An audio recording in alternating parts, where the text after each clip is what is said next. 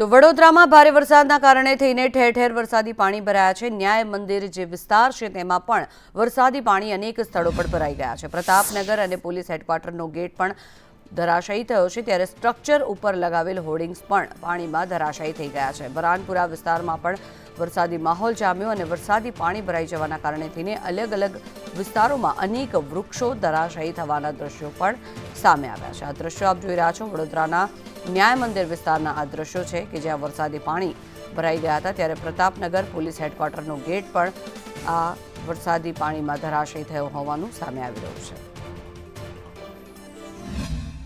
શહેરમાં માત્ર 15 થી 20 મિનિટ ધમાકેદાર વરસાદ પડ્યો, વાવાઝોડા સાથે વરસાદ પડ્યો, ભારે પવનના સુસવાટા સાથે પડેલા વરસાદે વડોદરા શહેરનું જનજીવન અસ્તવ્યસ્ત કરી દીધું।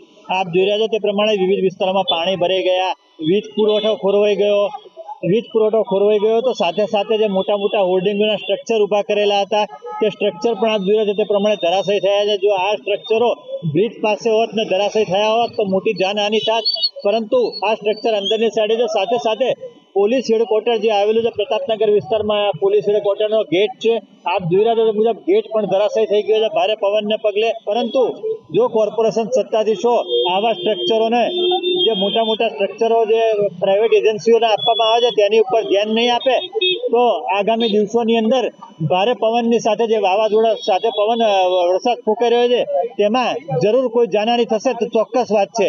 હિરેન મોદી, સંદેશ ન્યૂઝ, વડોદરા।